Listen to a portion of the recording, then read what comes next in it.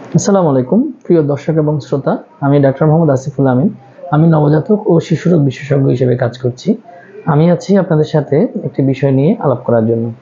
আজকে আমরা যে বিষয় নিয়ে আলাপ করব সেই বিষয়টি হচ্ছে, অনেক সময় এরকম সিচুয়েশনে আমরা পড়ি অথবা অনেক গার্জিয়ানরা আমাদেরকে বলেন যে আমার বাচ্চা সবসময় মুখে হাত দিয়ে রাখে এবং দেখা যায় যে সে আঙ্গুল চষে, এবং বেশিরভাগ ক্ষেত্রে দেখা যায় যে বাচ্চারা বৃদ্ধাঙ্গুলিটি চুষে থাকে।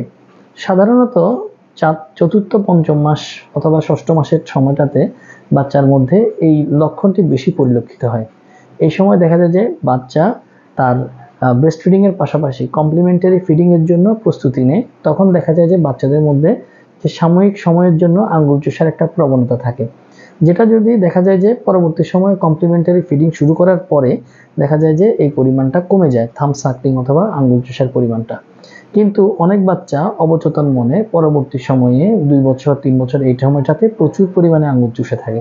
সেক্ষেত্রে দেখা যায় যে এই সকল বাচ্চার আঙ্গুলের নখ থেকে যে জীবাণু, সেই জীবাণু তার পেটে যাওয়ার কারণে ঘন ঘন ডায়রিয়া, এবং দেখা যায় যে এই সকল বাচ্চার পরবর্তীতে ক্ষুধামন্দা, পেট ব্যথা সহ বিভিন্ন ক্ষতিকর রোগগুলো হয়ে থাকতে পারে।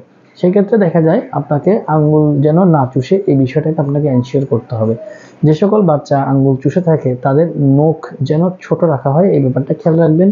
পাশাপাশি কৃমির ওষুধ তাকে নিয়মিত দেওয়া হচ্ছে কিনা সেই বিষয়টা খেয়াল রাখবেন। অনেক বাচ্চা এরকম দেখা যায় দীর্ঘ সময় আঙ্গুল চোষা এবং পরবর্তীতে কৃমির আক্রমণ সহ দীর্ঘ সময় ডায়রিয়া থাকার কারণে অপুষ্টিতেও ভুগে থাকেন।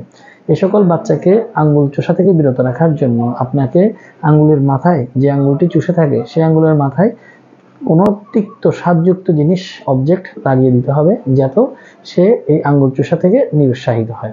তো আজকে এই পর্যন্তই। ধন্যবাদ সবাইকে।